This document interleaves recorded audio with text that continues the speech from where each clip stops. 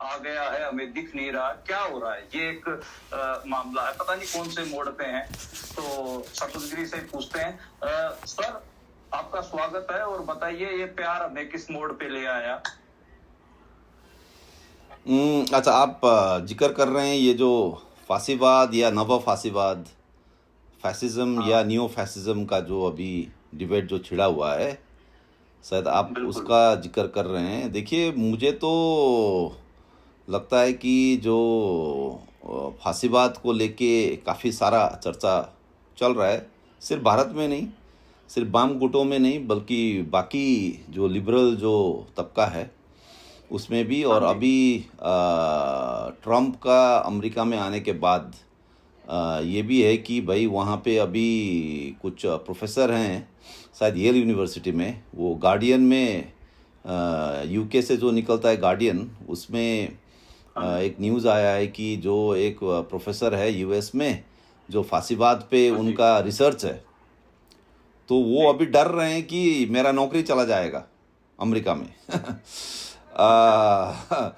और मुझे भी याद है जब मैं एक ऐसे एक ऑफिशियल एक मीटिंग में मैं था यहीं दिल्ली में, तो उसमें भी चूंकि मैंने कुछ फासीवाद को लेके कुछ लिखा था, उसको देख के हमारे आज के जो सत्ताधारी कुछ बैठे थे वहाँ, तो उनको दिक्कत था कि भाई आपने फैसिज्म शब्द ही क्यों प्रयोग किया। तो फिर मैंने जी। बोला कि हाँ, मैंने वो लिखा है, मैं एक कॉन्फ्रेंस में पेपर प्रेजेंट किया था फासीवाद पे। तो मैंने उनको याद दिलाया कि लेकिन उसका डेट देखिए, तो चूंकि मेरा हम्म। पूरा उनके पास था, मेरा मेरा सीवी वगैरह, तो देख के उन्होंने जी। बताया शायद 2012 या कुछ है। तब उनको एकाएक लगा कि अरे 2012 में भी ये आदमी फांसीवाद का बात कर रहा था। क्योंकि उसको क्या लगा कि 2014 के बाद हम ये कह रहे हैं कि फांसीवाद आ गया। तो जब उसने देखा 2012, तो वो चौंक गया कि भाई शायद उसका कुछ रॉन्ग नंबर लग गया यहाँ करके। तो ये है कि मुझे लगता है कि ये जो पूरा डिबेट है अभी, इसमें एक तरीके का क्या कहूँ, एक संकीर्णता दिख रहा है इसमें। एक बहुत ही संकीर्ण ढंग से नैरो एक पर्सपेक्टिव यहाँ हो रहा है कि एक कि भाई आपका आइडेंटिटी का सवाल जैसा हो गया कि क्या आप फांसीवाद मानते हो या नहीं मानते हो।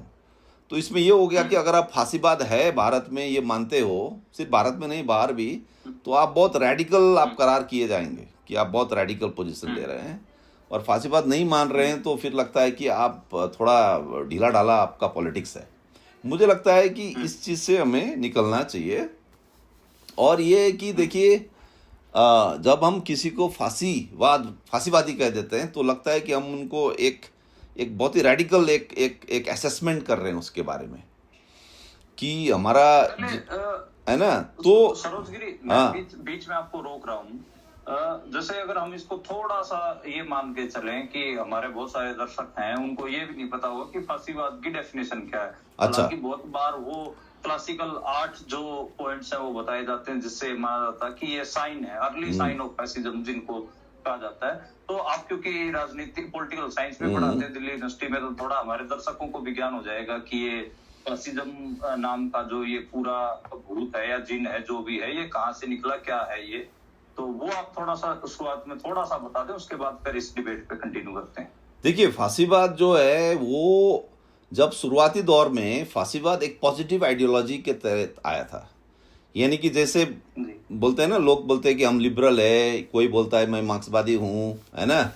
तो उसी ढंग से तो ये तो एक पॉजिटिव आइडेंटिटी हुआ ना कि आप मार्क्सिस्ट है करके आप अब गर्व के साथ भी आप कह सकते हैं कि भाई हम मार्क्सिस्ट है, मेरा ये पर्सपेक्टिव है। या कोई अपना बोलता है कि मैं लिबरल हूँ, कोई कॉन्स्टिट्यूशनलिस्ट है, कोई क्या है, कोई क्या है, कोई सोशलिस्ट है। तो जब शुरुआती दौर में मुसोलिनी के टाइम में ये एक पॉजिटिव चीज़ था, यानी कि फैसिज्म, फैसी शब्द जो है इसका मतलब इकट्ठा होना, एक साथ होना। वो एक कहानी है ना, हमारे घरों में चलता है कि बुढ़ा बाप था कि तो वो मरने वाला था, तो देखा कि बेटा लोग कभी मिलके नहीं रहते हैं, अलग अलग झगड़ते रहते हैं। तो बेटा ने बोला कि वो सब कलेक्ट करके लाओ, छोटा छोटा लक्कड़ सब। हाँ, तो बोलता है एक लक्कड़ तो टूट सकता है, लेकिन बहुत सारा लक्कड़ एक साथ आ जाए, है ना, तो वो टूटेगा नहीं। तो स्ट्रेंथ इन यूनिटी। तो फैसी फैसिज्म छोड़ दीजिए, फैसी जो इसका मूल शब्द जो है वो है कि इकट्ठा होना, यानी कि समाज हो, संप्रदाय हो, कोई भी एक समुदाय हो, एकत्रित होना, है ना।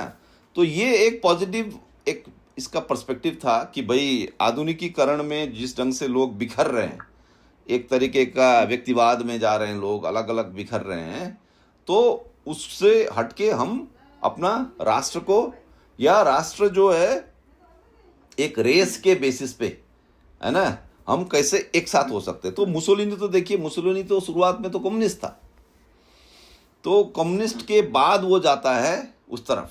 इनफैक्ट कई सारे लिबरल्स तो ये भी कहते हैं कि वो कम्युनिज्म और फैसिज्म को एक साथ क्लब करके देखना चाहते हैं। क्यों?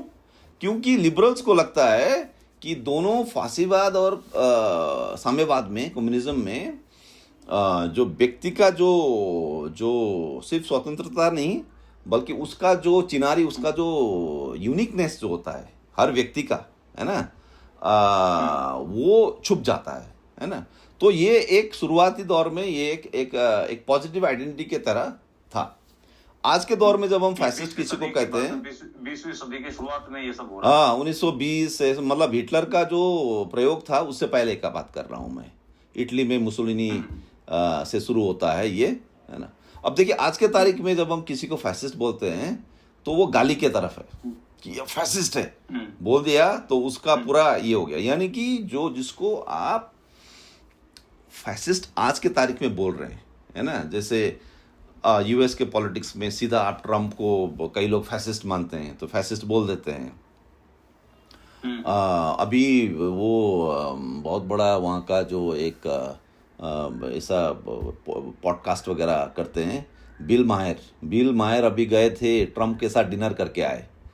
तो वो तो कॉमेडियन है, तो उन्होंने बोला कि देखिए मैं तो एक कॉमेडियन आदमी हूँ, मैं तो किसी के साथ भी जाके बैठ सकता हूँ, लेकिन शायद वॉल स्ट्रीट जर्नल या न्यूयॉर्क टाइम्स में एक आर्टिकल आ गया उनके खिलाफ, आप फैसिस्ट के साथ आप जाके डिनर करके आए हैं, है ना। तो इस ढंग से तो, या इंडिया के कॉन्टेक्स्ट में एक ऑटोमेटिक हम मान लेते हैं फैसिस्ट मतलब आरएसएस, बीजेपी, हिंदुत्व, उसको लेके हम ये करते हैं।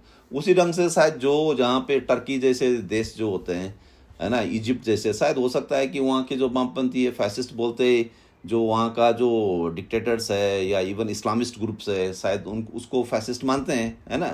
तो एक तो वो एसोसिएशन है। लेकिन इसमें देखने वाली बात यह है कि जिसको आप फैसिस्ट बोल रहे हैं वो खुद हाँ मैं फैसिस्ट हूँ करके एक पॉजिटिव आइडेंटिटी के तहत नहीं चलता है। जो 1920s में जब शुरुआती दौर में यूरोप में जब फैसिज्म आया तो एक पॉजिटिव आइडेंटिटी के तहत वो जिसको जो फैसिस्ट हैं वो खुद अपने आप को आइडेंटिफाई करते हैं एज फैसिस्ट, और लोगों को ऐलान करते थे कि आप आओ हमारे साथ जुड़ो, हमारे फैसिस्ट आइडियोलॉजी में आओ, है ना।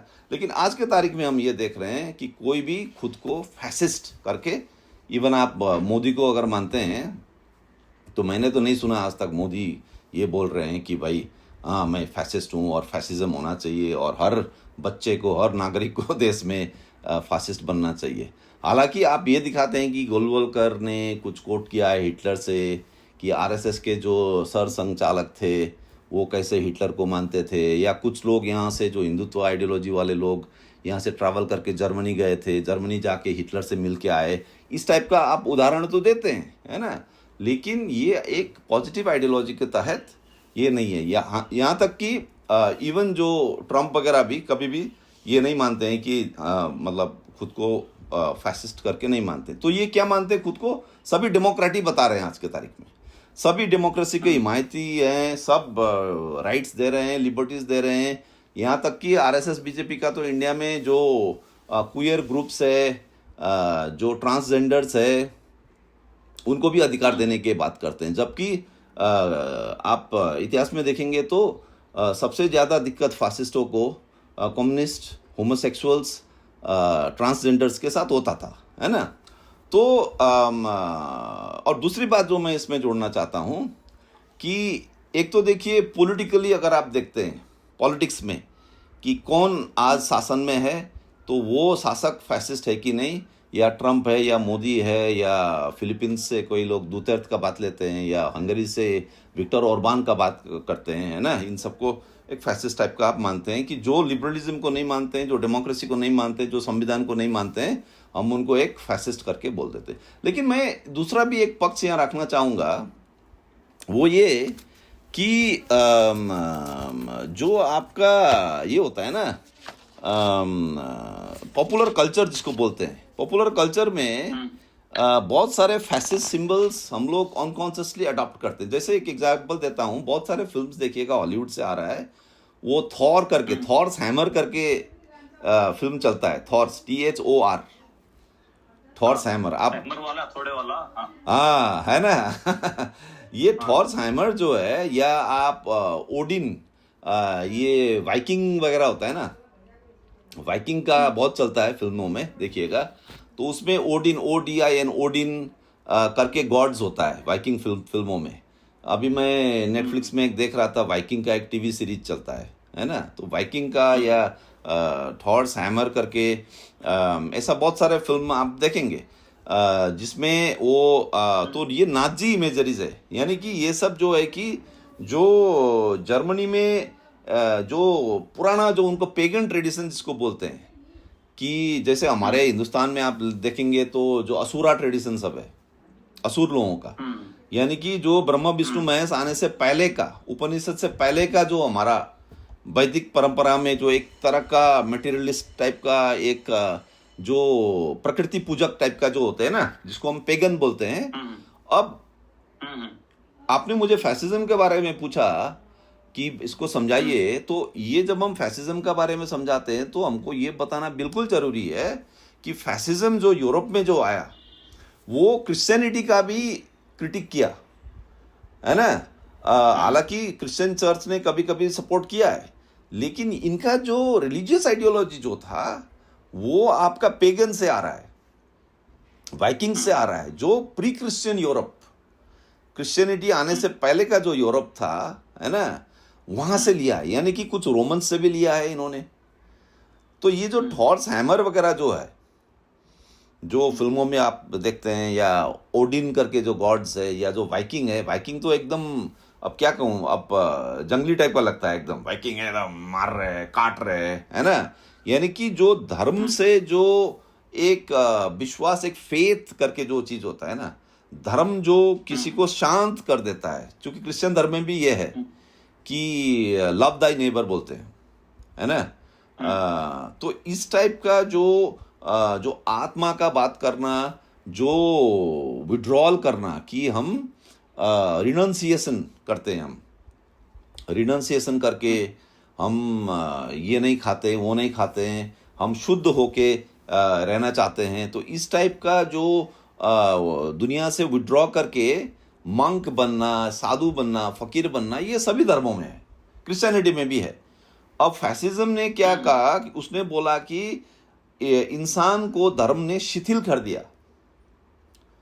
ये आपको फ्रेडरिक नीत्शे में भी मिलेगा। देखिए, कई लोग बोलते हैं, मैं भी यहाँ बात करता हूँ कभी कभी, तो फ्रेडरिक नीत्शे का बात आता है तो बोला कि हाँ, फ्रेडरिक नीत्शे का कुछ फैसिज्म के साथ रिश्ता है। कई लोग ऐसा सुने हैं या जानते हैं। तो रिश्ता इस सेंस में भी है, चूंकि उन्होंने सुपरमैन का बात किया नीत्शे ने, तो इस सेंस में भी किया। और नीत्शे क्रिश्चियनिटी के खिलाफ थे, और उन्होंने क्रिश्चियनिटी, डेमोक्रेसी, कम्युनिज्म को एक साथ रखा है। उन्होंने क्यों रखा? क्योंकि वैसे आप देखते हैं तो क्रिश्चियनिटी धर्म है, तो कम्युनिज्म तो एथेइज्म है, तो ये तो ऑपोजिट जैसा लगता है। लेकिन नीत्शे के मुताबिक ये एक ही है। क्यों एक ही है? इसलिए बोल रहे, इवन डेमोक्रेसी, इवन अधिकार वगैरह जो देते हैं आप, महिलाओं को देते हैं, या जो हाशिए में जो लोग हैं उनको अधिकार देते हैं। तो उनका ये कहना था कि जो प्री क्रिश्चियन यूरोप में जो एक बहादुरी के साथ हर इंसान जीता था, वो धर्म ने आपको एक तरीके का सहिष्णुता, एक टॉलरेंस सिखाता है। धर्म, दूसरे को भी प्यार करो, मोहब्बत करो, है ना, पेड़ पौधों को भी प्यार करो, ये सब करके लोगों को शिथिल बना दिया। तो हम हर एक इंसान में जो एक्चुअल उसका पोटेंशियल होता है कि मैं एक शेर के साथ लड़ सकता हूं, वो मेरे में काबिलियत है या काबिलियत था, लेकिन आज के तारीख में मेरा पास नहीं है। जब हम एक शेर के सामने में आ जाते हैं तो शायद मैं हार्ट फेल कर जाऊंगा। नीचे ये बोल रहे हैं कि सुपरमैन, इसलिए वो बोल रहे हैं कि हर एक आज का दिन में कोई भी सुपरमैन नहीं है। डेमोक्रेसी, कम्युनिज्म, ये सब राइट्स वगैरह आके सबको एक तरीके का स्टेट प्रोवाइड कर देता है ना।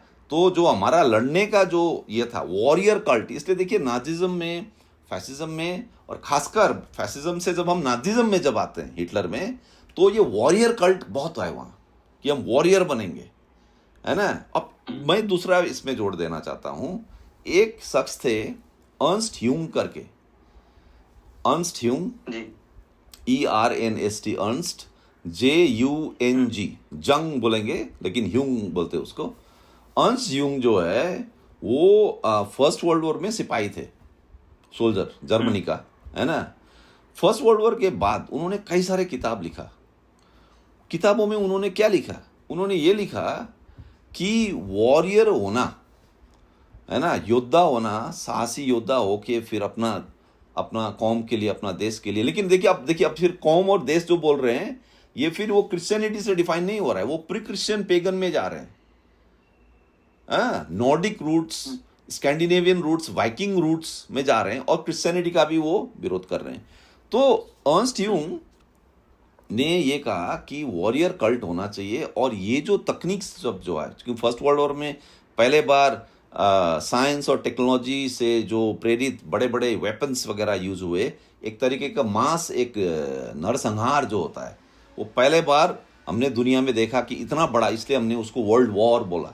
नहीं तो वॉर तो काफ़ी होते थे पहले भी, हमने इसको वर्ल्ड वॉर क्यों बोला? क्योंकि जिस लेवल पे ये हत्या कर सकता है ना, हालांकि न्यूक्लियर बॉम्ब्स नहीं था तब, है ना, फिर भी इतना मास लेवल पे आप हत्या कर सकते हैं, इसलिए हमने उसको वर्ल्ड वॉर बोला। तो न्यू टेक्नोलॉजीज ड्रिवन ये सब वेपन्स वगैरह था फर्स्ट वर्ल्ड वॉर में। तो उन्होंने लिखा है, और बाकी नाजी और फासिस्ट लोग का भी ये मानना था कि हमको साइंस एंड टेक्नोलॉजी का फुल यूज करना चाहिए। तो उस ढंग से कोई पुरातनवादी तो है नहीं, है ना, ये तो बल्कि एकदम ही एडवांस्ड। इनफैक्ट इटली में एक मैरिनेटी, या आपने सुना होगा पाब्लो पिकासो वगैरह जो आर्टिस्ट वगैरह थे, जिनका पेंटिंग फ्यूचरिस्ट पेंटिंग माना जाता था। तो ये फ्यूचरिज्म जो मूवमेंट है, यानी कि भविष्यवाद, फ्यूचरिज्म, तो ये फ्यूचरिस्ट मूवमेंट जो चला था, और पाब्लो पिकासो उसमें एक मेजर फिगर है, उसमें बाकी भी है, कांडिन्स्की वगैरह, तरह तरह का आर्टिस्ट वगैरह वगैरह है। और सोवियत संघ में भी जो बाद में आके आपका सिनेमा वगैरह बना, वहाँ भी जो आर्ट हुआ वो भी फ्यूचरिज्म से प्रेरित था। अब ये फैसिस्ट जो लोग थे वो खुद को फ्यूचरिस्ट मानते थे, यानी कि इनफैक्ट जॉर्ज लुकाच जो बहुत बड़े हंगेरियन मार्क्सिस्ट, उन्होंने तो लिखा है, और बाकी वॉल्टर बेंजामिन वगैरह ने भी लिखा है, मार्क्सिस्टों ने, उन्होंने बोला कि आपको फैसिज्म को या नाजिज्म को सिर्फ एक रिएक्शनरी, एक प्रतिक्रियावादी, एक आंदोलन, सिर्फ उस ढंग से आपको नहीं देखना है। ये तो बल्कि अपने आप को एक रेवोल्यूशनरी मूवमेंट जैसा, कि हम एक नया कुछ काम कर रहे हैं।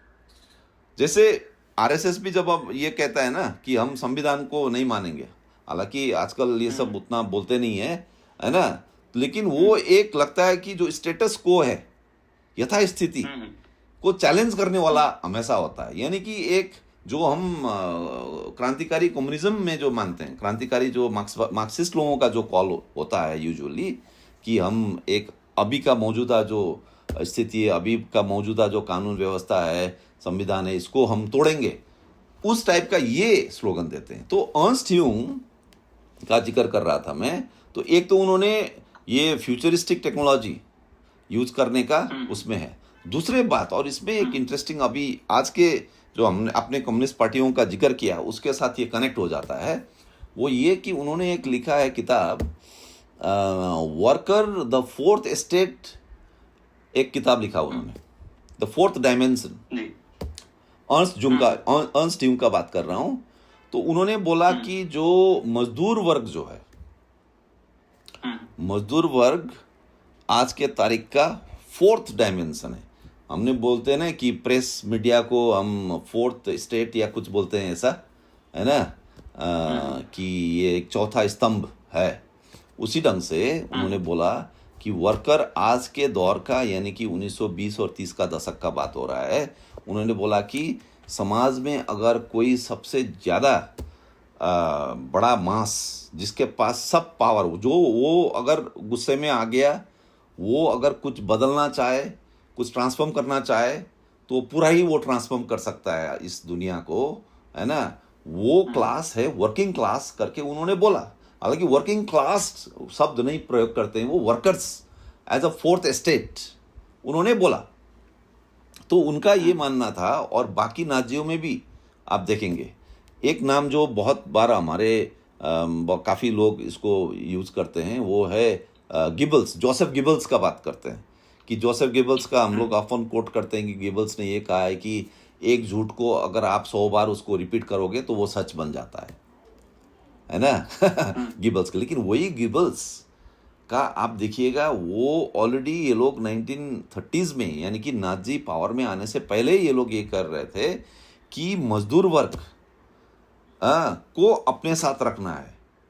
तो अर्न्स्ट जुंग में ऑलरेडी ये है। और ये वर्कर को जब आप ये लाते हैं तो ये खुद को आइडियोलॉजिकली एंटी बुर्जुआ करके डिफाइन करते हैं कि बुर्जुआ का जो सेंसिबिलिटी है, बुर्जुआ जो एक सेंटिमेंट है, बुर्जुआ का जो एक रोमांटिसिज्म है, बुर्जुआ का जो एक वर्ल्ड व्यू है, बुर्जुआ फिलॉसफी है, उसके खिलाफ ये लोग खुल के लिखते हैं। तो अर्न्स्ट युंग या इवन हिटलर या तमाम जो, तो एक मेजर फैक्टर हुआ है उसमें कि यानी कि कम्युनिस्ट भी बुर्जुआ को अटैक करते हैं, लेकिन एज अ क्लास। लेकिन ये जो अटैक करते हैं बुर्जुआ को as a sensibility. For example, जैसे बुर्जुआ खुद कभी युद्ध में लड़ने नहीं जाता है। बुर्जुआ हमेशा एक कैलकुलेशन करता है, एक इंटरेस्ट देख के अपना चाल चलता है। वो एक पूरा एक सेंटिमेंट में आके नहीं बह सकता, यानी कि उसमें उस ढंग का एक बहादुरी वाला जो एक एक एक एक होता है ना अंदर में, इंसान के लड़ने का जो एक जज्बा होता है, जुस्तजू होता है, वो नहीं है। वो एक कैलकुलेशन करने वाला एक मुनीम जी टाइप का नहीं होता है कि हमेशा इंटरेस्ट देख रहा है अपना और हमेशा फूक फूक के अपना कदम चाल रहा है, एक बहुत ही चालाक, एक सेल्फिश टाइप का। तो वो पूरा एक ह्यूमन टाइप जो है, बुर्जुआ एज अ ह्यूमन टाइप, उसको अटैक करता है। देखिए, मार्क्सिस्ट लोग बुर्जुआ को अटैक करता है तो एज अ क्लास, चूंकि वो पूंजीपति वर्ग है, उसके पास पूंजी है, इसलिए वो अटैक कर रहा है।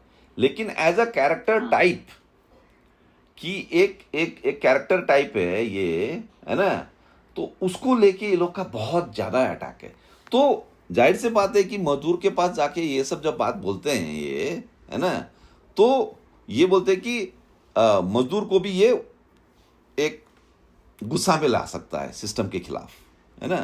तो ये मजदूर वर्ग वाला जो है वो गिबल्स में भी था। गिबल्स कहीं लिखते हैं, उन्होंने बोला कि इनफैक्ट एक राइटर है, वो हमारे लोगों को उसको पढ़ना चाहिए, पॉल विरिलियो ने एक किताब लिखा है, स्पीड एंड पॉलिटिक्स।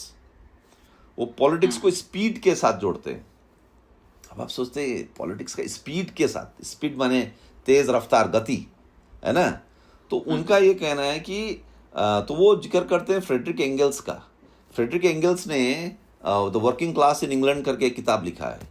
तो वर्किंग क्लास का सोशियोलॉजिकल स्टडी फ्रेडरिक एंगल्स, जो कार्ल मार्क्स के दोस्त थे, है ना, उन्होंने वो लिखा है। तो उसमें मजदूर वर्ग का जो दिन भर का दिनचर्या, उसका मूवमेंट्स, उसका जीवन शैली, वो किस ढंग से चलता है, घूमता है, फिरता है, उस ढंग का सोशियोलॉजिकल एनालिसिस किया था।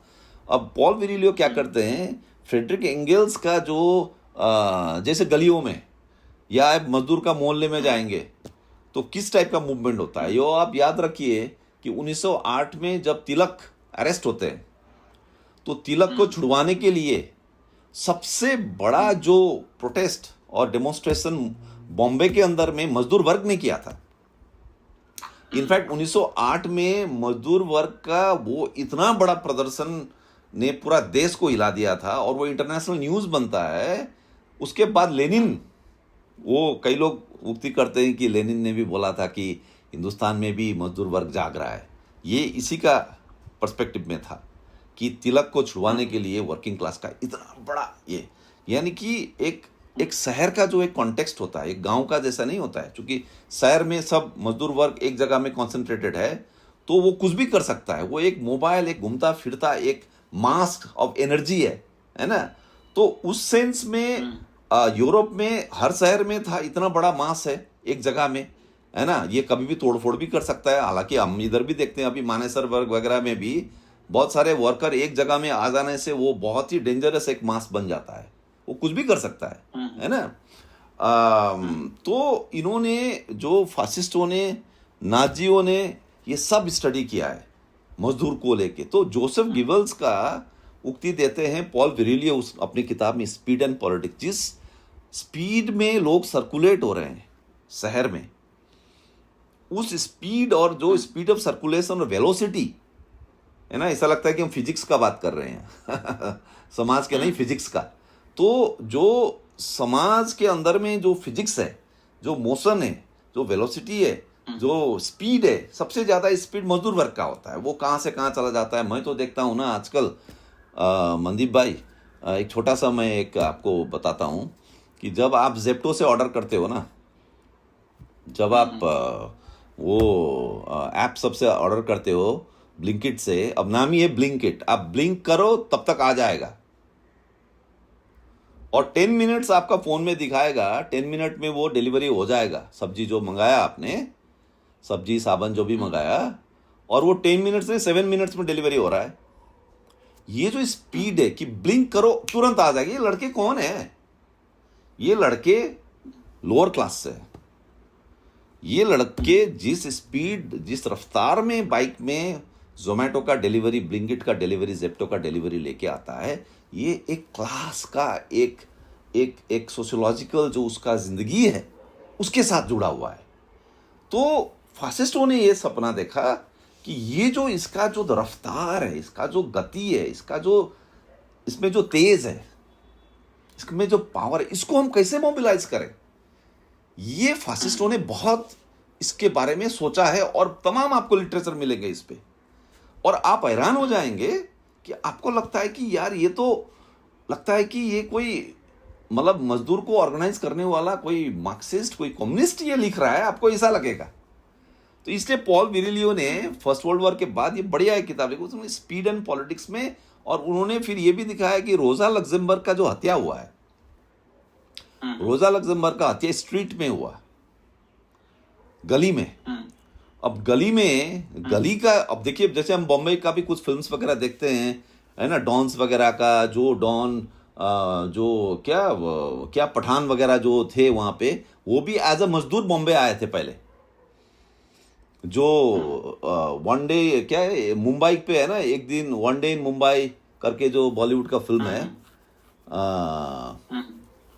वन डे इन मुंबई, उसमें वो थोड़ा देखिएगा आप, उसको लुकअप कीजिएगा ऑनलाइन में।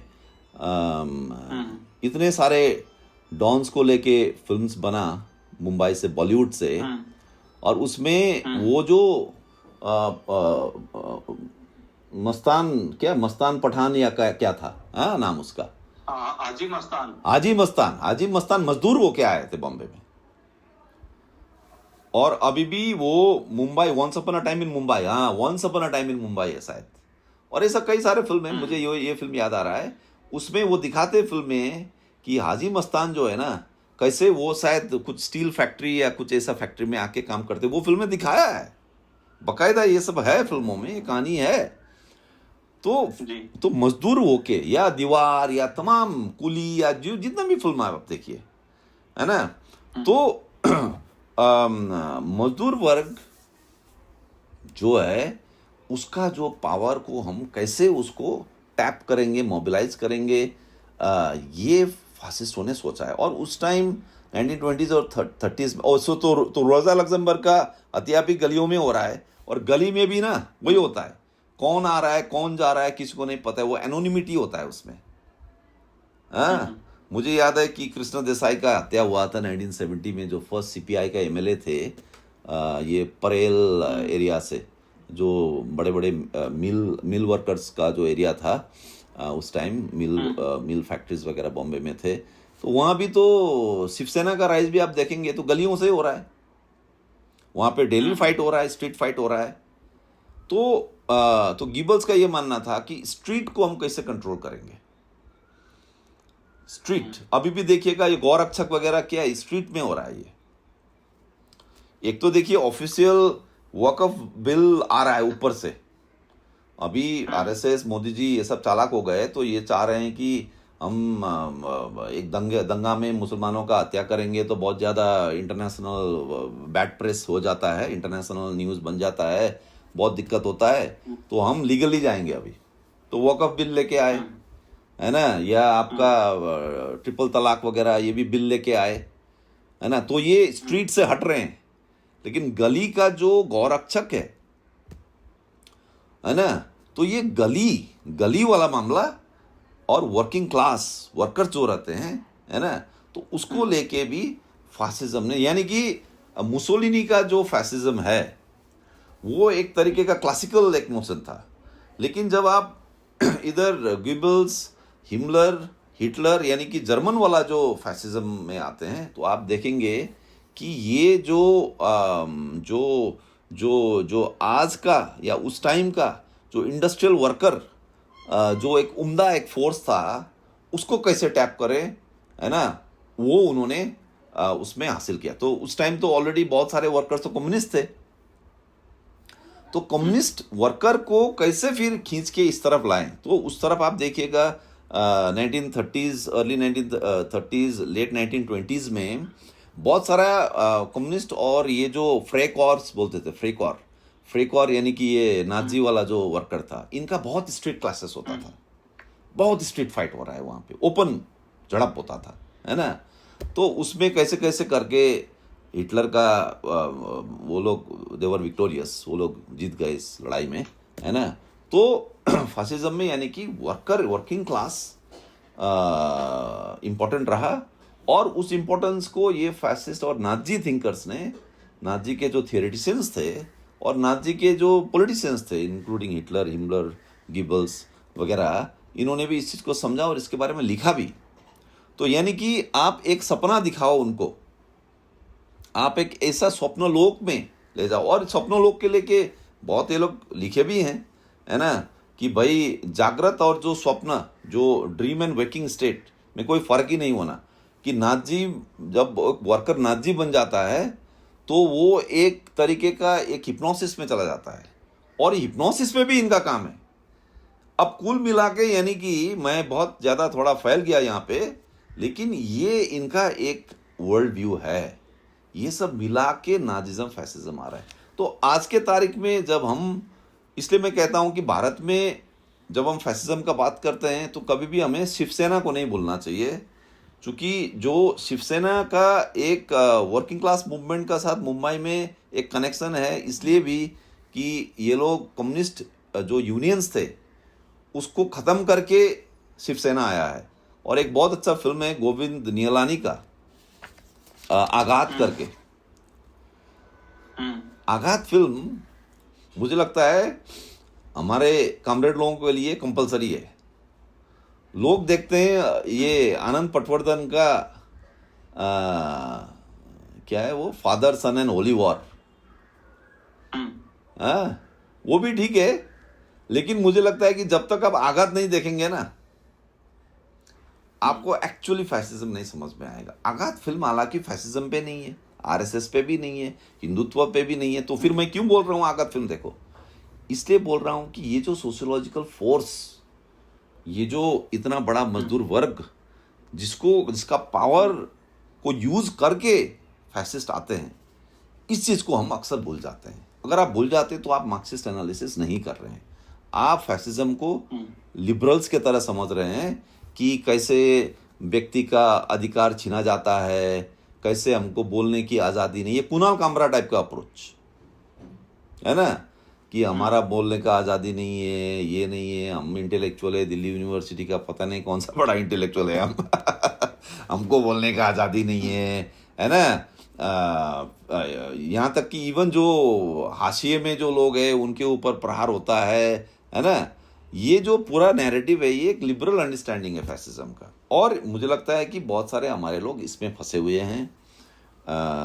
और लेकिन ये न आपको जर्मनी में जिस ढंग से फांसीवाद आया वो समझने में आपको मदद करेगा, नहीं इटली में कैसे आया, नहीं आज भारत में क्या हो रहा है वो समझ में आएगा। इसलिए अगर आप इवन चुनावी राजनीति का बात कर रहे हैं, अब मैं इतना दूसरे लेवल पे जा रहा हूं, इवन चुनावी राजनीति का आप बात कर रहे हैं, तो मनदीप भाई ऐसा है चुनावी राजनीति में भी जैसे जैसे जब कांग्रेस वाले, लेफ्ट वाले, सेकुलर वाले जब बोलते हैं ना कि अच्छा वो मंदिर मस्जिद का बात कर रहे हैं, हम नौकरी का बात करेंगे, हम जॉब्स का ये इकोनॉमिक वेलफेयर का बात करेंगे, हम कि कैसे सब चीज़ का दाम बढ़ रहा है, एलपीजी गैस का सिलेंडर का कितना दाम बढ़ रहा है, हम इकोनॉमिक उसमें जाएंगे, है ना, हम ये कम्युनल एजेंडा में नहीं जाएंगे जब हम बोल रहे हैं।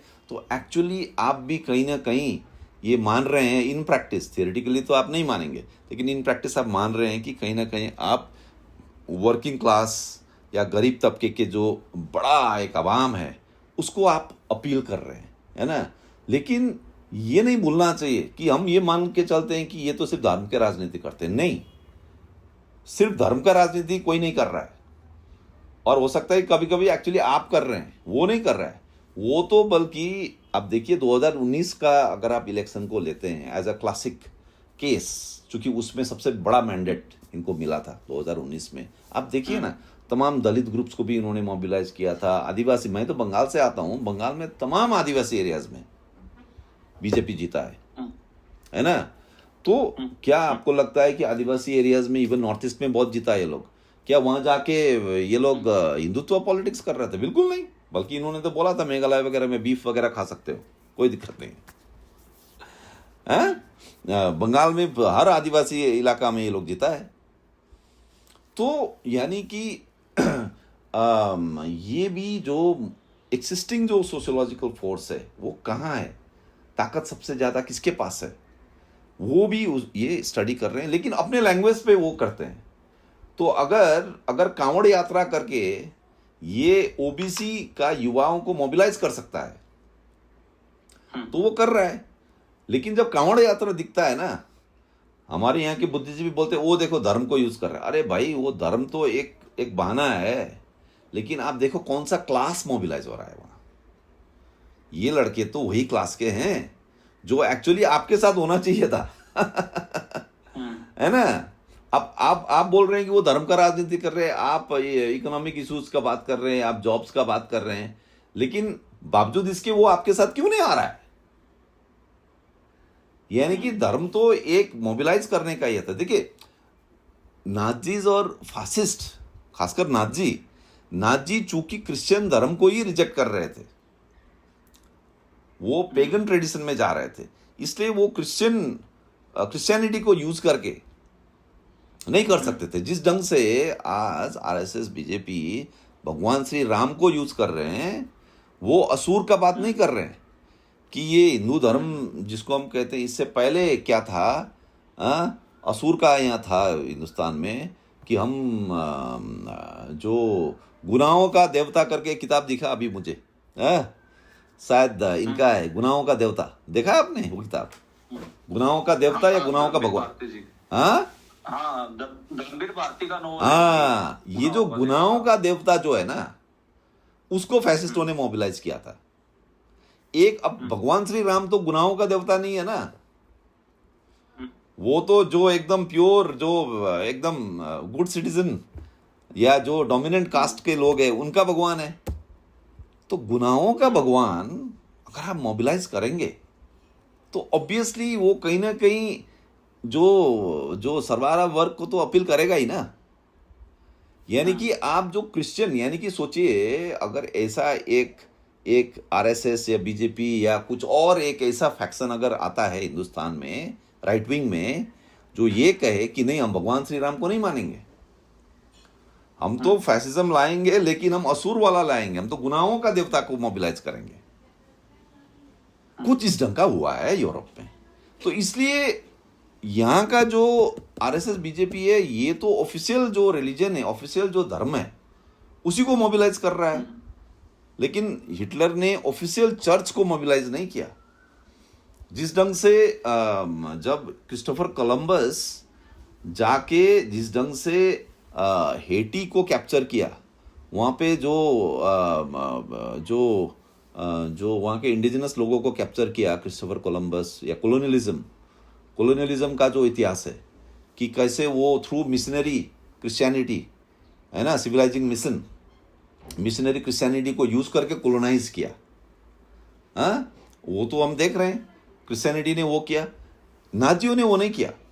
नाजियों ने जो गुनाहों का देवता टाइप का उन्होंने वो खोज निकाला।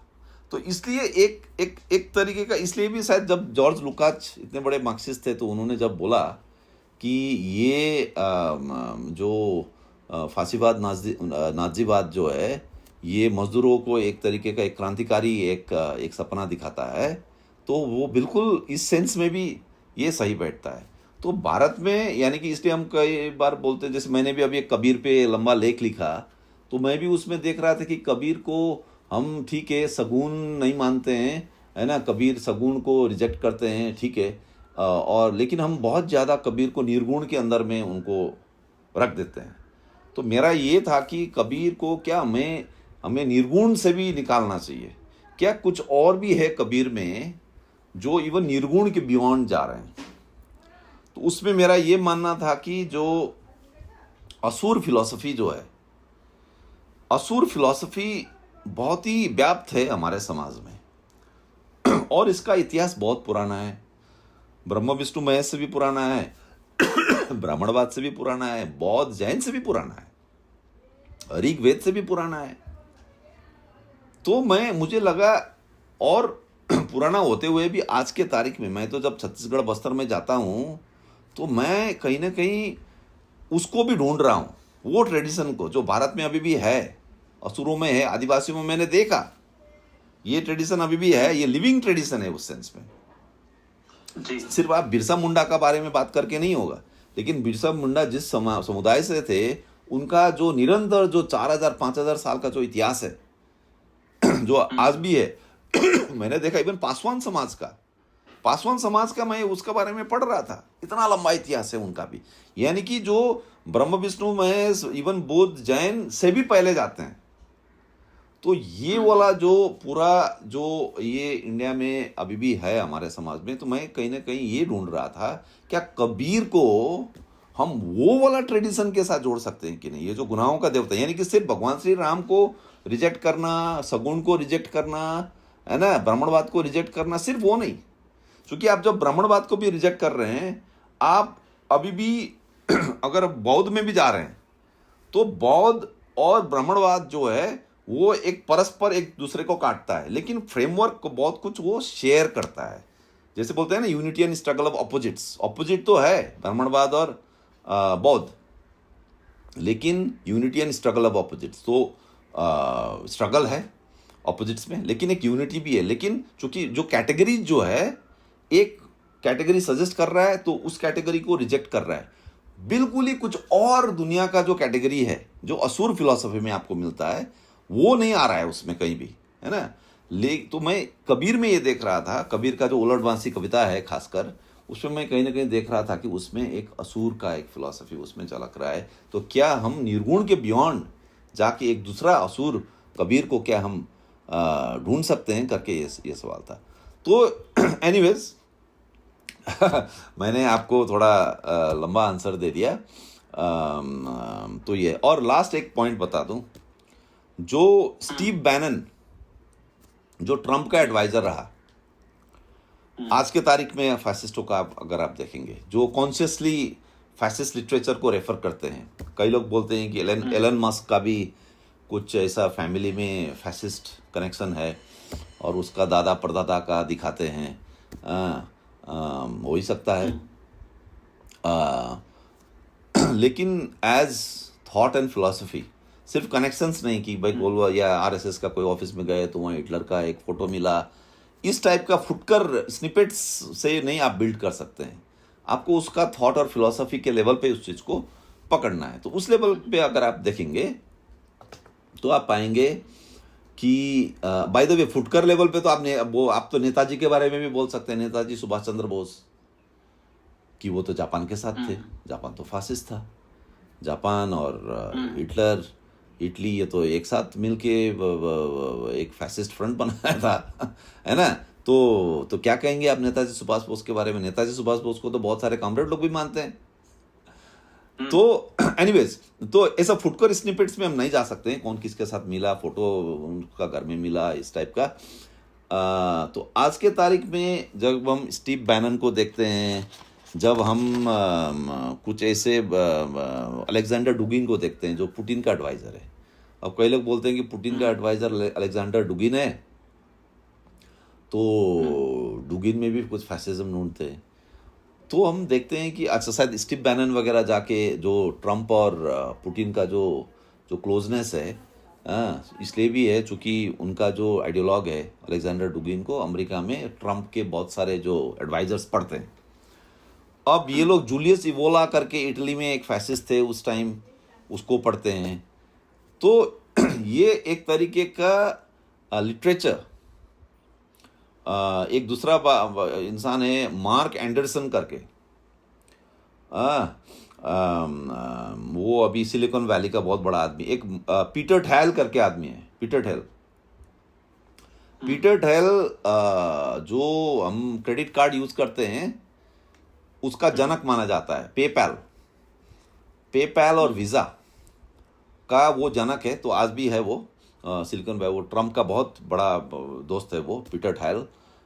तो ये सब बेसिकली साइंस के लोग हैं, एलन मस्क जैसे, है ना। अब देखिए, ये जो मैंने आपको जो बोला कि फासिज्म में भविष्यवादी एक चिंतन रहता है हमेशा कि एडवांस टेक्नोलॉजी को लेके एक नए समाज के तरफ जाना। बाय द वे, युवाल नोआ हरारी जिन्होंने सेपियंस लिखा, और वो हिंदी में भी वो किताब अवेलेबल है, हरारी भी इस सब का जिक्र करते हैं, ये जो फ्यूचरिज्म का जो बात है ना, लेकिन वो इस ढंग से नहीं अप्रोच करते हैं, थोड़ा अलग ढंग से करते हैं। तो जो फासिज्म में जो भविष्यवादी फ्यूचरिस्टिक जो है, वो आपको आज अमेरिका में साफ दिख रहा है, और वो मोदी में भी दिख रहा है आपको। मोदी में कई बार मैं, चूंकि मेरा फादर कभी कभी उनका वो मन की बात रेडियो में सुनते हैं ना, तो मैं भी एक आध बार मेरा फादर के साथ बैठ के पूरा सुना हूँ उनका मन की बात और उसमें बहुत टेक्निकल डिटेल्स में जाते हैं वो, कि अगर किसान को पानी का ये करना है तो उसको एक नया टेक्नोलॉजी है, तो हम ये नए ऐप यूज़ कर सकते हैं। मतलब इतना एडवांस में चले जाते हैं मोदी जी, है ना, कि आप सोचते हैं कि वाह वाह। और आपको पता है कि कितना मोदी जी चाइनीज़ वालों का बहुत बड़ा फ़ैन है। जब गुजरात में चीफ मिनिस्टर रहे, लोग बताते हैं पता नहीं वो कितना 50 बार गए होंगे चाइना वहाँ का जो टेक्निकल एडवांसमेंट से बहुत ही बड़ा प्रभावित हैं वो। तो ये सब फैसिज्म का ही सिंबल है। आप ये मत सोचिए कि ये तो प्रोग्रेसिव साइड है, नहीं। तो यहाँ पे सवाल आता है, और मैंने पहले भी एक ऐसे ही उटपटांग एक वीडियो बनाया था, तो मैं वो डाला था, क्योंकि दोस्तों ने मुझे पूरा जला दिया कि भाई फासिज्म मतलब तो हाशिए में जो लोग हैं उनके ऊपर प्रहार होता है, वही है फासिज्म। अधिकार छीन लिया, वही होता है फासिज्म। बोलने का अधिकार नहीं दिया, फासिज्म। संविधान नहीं माना, आर्टिकल 14, 19, 20, 21 नहीं माना, फैसिस्ट हो गए। तब मैं हैरान हो गए, बोला था कि देखिए साथी लोग, ऐसा नहीं है, फैसिज्म का थोड़ा दायरा बड़ा है। तो मैंने ये भी कहा था कि भाई देखिए, ये जो मोदी में जो ये सब बाकी जो मैं जो अभी बताया, ये सब पक्ष है जो बहुत ही कोट अनकोट प्रोग्रेसिव या टेक्नोलॉजिकली बहुत ही एडवांस्ड है, वो ही फैसिज्म का लक्षण है। फैसिज्म खासकर जो यूरोप में आया 1930 में। अब हो सकता है कि आज के दौर में एक नया टाइप का फैसिज्म आएगा, वो अलग बात है, वो आपको देखना पड़ेगा, वो हमारे लिए बहुत ही एक महत्वपूर्ण प्रश्न है। लेकिन fascism normally, including even Trump का, देखिए ट्रम्प आज क्या कर रहा है। ट्रम्प एक नया एक दुनिया का वो जिक्र कर रहा है, बोल रहा है कि नहीं, ये सब पुराना हो गया, हम WTO को नहीं मानेंगे। भाई ये मतलब WTO के नहीं मानेंगे, ये तो इससे असहमत कैसे हो सकता है? हाँ, कम्युनिस्टों की डिमांड रही है, WTO को नहीं मानेंगे। WTO को नहीं मानेंगे, फ्री ट्रेड नहीं मानेंगे। और जो कम्युनिस्ट बोलते थे। कम्युनिस्ट बोलते थे। देखिए एक आदमी है ना, वो टॉमस फ्रीडमैन करके, टॉमस फ्रीडमैन का किताब है द वर्ल्ड इज फ्लैट। वो ग्लोबलाइजेशन, न्यूलिबरल ग्लोबलाइजेशन का सबसे बड़ा प्रवक्ता है। अभी वो पूरा बौखला गया कि भाई वो पूरा ट्रम्प का विरोध कर रहा है। यानी कि जितने भी बड़े बड़े न्यूलिबरल लोग हैं जो चाहते थे कि पूंजी को पूरा अधिकार है किसी भी देश से किसी भी दूसरा देश समाज में घुसने का, और वहां जाके जो भी वहां चीप लेबर है उसको इस्तेमाल करने का, ये न्यूलिबरल ग्लोबलाइजेशन का एक बहुत बड़ा ये है। और वो जो मोबिलिटी पूंजी को मिलेगा, वो मोबिलिटी वो श्रम को नहीं मिलना चाहिए। हालांकि श्रम का भी मोबिलिटी ये चाहते हैं, इसलिए इन्होंने इमिग्रेशन वगैरह बहुत सपोर्ट करते हैं, ओपन बॉर्डर टाइप का, कि एक पूरा दुनिया ये पूंजी का ये चल खेल करने का एक एक एक एक मैदान है। तो वहाँ पे देश धर्म कुछ नहीं होता है, हम कहीं भी जाएंगे और पूंजी को पूरा आज़ादी होना चाहिए। ये जो न्यूलिबरल थॉट है उसको तो ट्रम्प चैलेंज कर रहा है, बोल रहा है कि नहीं मैं तो अपना फेंसिंग करूंगा, अपना करके चारों तरफ मैं टैरिफ लगाऊंगा। हाँ, और हम जो जो जो जो north American free trade association बनाया था इन्होंने, नेफ्टा, जिसको वामपंथियों ने उस टाइम विरोध किया था, वो बोले कि मैं तो नेफ्टा के खिलाफ हूँ, इसलिए बोल रहा है कि नहीं मेक्सिको और कनाडा के साथ उसको भी, उसके ऊपर भी हम टैरिफ लगाएंगे। यानी कि हमारे जो इंडस्ट्रियल वर्कर है, जिस इंडस्ट्री में वो काम करता था, वो इंडस्ट्री बंद पड़ा हुआ है, अब मैं खुलवाऊंगा। अब मैं एप्पल को बोलूंगा कि भाई तुम आईफोन तुम चाइना इंडिया में नहीं बनाओगे, तुम आके ही अपना ही देश में बनाओगे, और अपने ही देश के जो मजदूर है वो बनाएंगे आईफोन। ये अब क्या है, ये क्या फैसिस्ट है, ये कम्युनिस्ट है ये क्या है। अब उसमें एक चीज बर्नी सैंडर्स कह रहे हैं कि नहीं नहीं, बावजूद इसके ट्रम्प तो फैसिस्ट ही हैं, बोल रहे हैं। वो तो अड़ गए, कैसे फैसिस्ट है। उनका कहना है कि ये इसलिए फैसिस्ट है चूंकि हम पहले से जानते हैं कि ये फैसिस्ट है, इस टाइप का आर्गुमेंट, कि ये कम्युनिस्ट का हमेशा विरोध करते हैं, और ये कुछ कुछ ऐसा फुटकर ऐसा एविडेंस देके वो दिखाना चाहते हैं कि देखिए इसका कैरेक्टर लेकिन फैसिस्ट है। एक वो, दूसरा बात जो थोड़ा आप सोच सकते हैं, थोड़ा और सीरियस जो बात है उनमें बर्नी सैंडर्स बता रहे हैं, वो बोल रहे हैं कि नहीं देखिए ट्रम्प ने जो टैरिफ्स लगाया ना, वो इमरजेंसी पावर्स यूज करके किया। यानी कि जो यूएस का जो कांग्रेस है, वहाँ का जो पार्लियामेंट है, उसके थ्रू होना चाहिए था। हाँ, तो अगर हम ये मान लेते हैं बर्नी सैंडर्स का ये बात कि ये संविधान को नहीं मानते हैं, ये विधि का शासन को नहीं मानते हैं, है ना, तो अगर उस ढंग से अगर आप फैसिज्म को समझ रहे हैं तो वो तो लिबरल अंडरस्टैंडिंग है कि संविधान को नहीं मानते, अधिकार नहीं देते हैं, है ना, विधि का शासन नहीं मानते, रूल ऑफ लॉ को नहीं। अरे भाई, हम कम्युनिस्ट कौन सा संविधान और रूल ऑफ लॉ मानने के लिए जन्मे हैं भाई। कम्युनिस्ट तो भी तो ये सूरत बदलनी है, ये व्यवस्था बदलनी है वाला है हमारा। तो ये सूरत और ये व्यवस्था में क्या संविधान नहीं आता है, उसको नहीं बदलना है क्या? उसी को आप लेके बैठोगे जो बुर्जुआ एलिट ने बना के दिया। यानी कि आप बर्नी सैंडर्स जो आज के तारीख में जो विश्व जो वामपंथ का जो बहुत बड़े उसमें लीडर हैं, हाँ, उनका ये हाल है। तो करके अब देखिए ये भी अलग बात है कि बर्नी सैंडर्स को अगर ये ट्रम्प टैरिफ्स का विरोध करना था, है ना, तो इसमें ये भी था कि भाई या ट्रम्प का इस ढंग से विरोध कर रहे हैं, क्योंकि आज वो एक शब्द, एक टर्म यूज कर रहे हैं, ओलिगार्की कैपिटलिज्म का बात कर रहे हैं वो, कि ये ओलिगार्क्स है, ये है ना, ओलिगार्की कैपिटलिज्म है। लेकिन ये नहीं बताते हैं तो इसका विरोध करना है, तो मैं तो बिल्कुल सहमत हूँ, ओलिगार्की कैपिटलिज्म का विरोध करना है।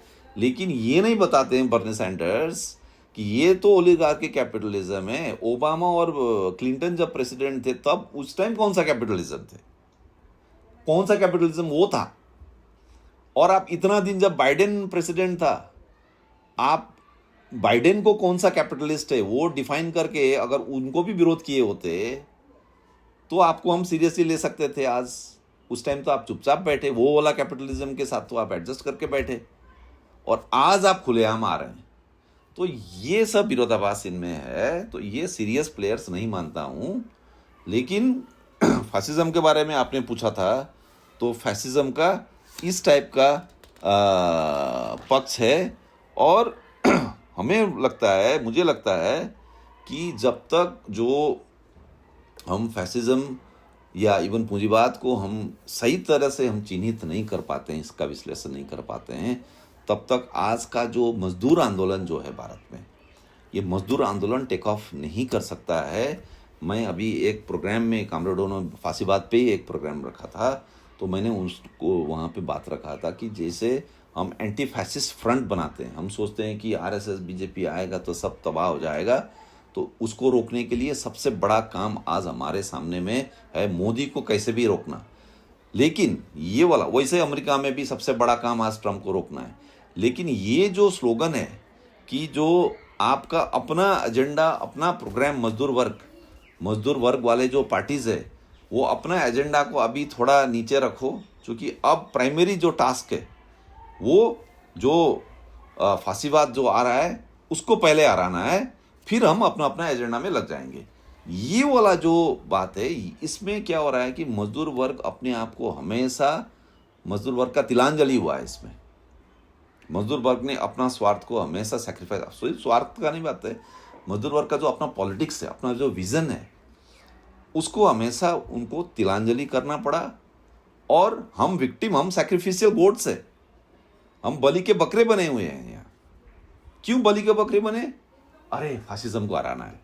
तो ये जो एंटी फैसिज्म के नाम पे या यूनाइटेड फ्रंट, संयुक्त मोर्चा बना के लड़ना है ना, इसके नाम पे जिस ढंग से मजदूर वर्ग, कम्युनिस्ट जो पॉलिटिक्स को हमेशा हमें तिलांजलि देना पड़ रहा है, ये भारत में हो रहा है। आप देखिएगा इंडिया अलायंस में, मैंने तो उस टाइम आर्टिकल भी लिखा था, हालांकि लगता है कि मैंने कुछ गलत जगह में छाप दिया, प्रिंट करके। मुझे दोस्तों ने बोला ये गलत जगह है, ये लोग का ओरिएंटेशन सही नहीं है। लेकिन मेरा यही कहना था कि ये जो इंडिया अलायंस, ये राहुल गांधी, कांग्रेस, ये समाजवादी पार्टी, उसमें सब, फिर अब आप देखिए अभी हमारे लेफ्ट के 4 MP है, 4-5 MP है। मैं बोला कि यार मेरा लेफ्ट का MP का कभी मैं आवाज़ ही नहीं सुन पाता हूँ, सिर्फ शशि थरूर और महुआ मोइत्रा और राहुल गांधी को कितना सुनूंगा, कहाँ है इनका आवाज़? बेचारे लोग सब ये इंडिया अलायंस के थ्रू आए, और इनका कभी मैंने तो नहीं देखा। इतना मैं यूट्यूब में ढूंढते रहता हूँ अच्छा मटेरियल कि भाई हमारे वामपंथियों ने क्या बोला है संसद में, आज तक मैंने नहीं देखा। और मैं पर्सनली मिला हूँ, एक MP से मिला हूँ मैं, जो CPI में लिबरेशन से, बहुत ही अच्छे व्यक्ति हैं, बहुत ही अच्छे कर्मठ कॉमरेड हैं, बहुत ही अच्छा लगा उनसे मिलके। लेकिन उनको तो कोई कवरेज नहीं दे रहा है ना।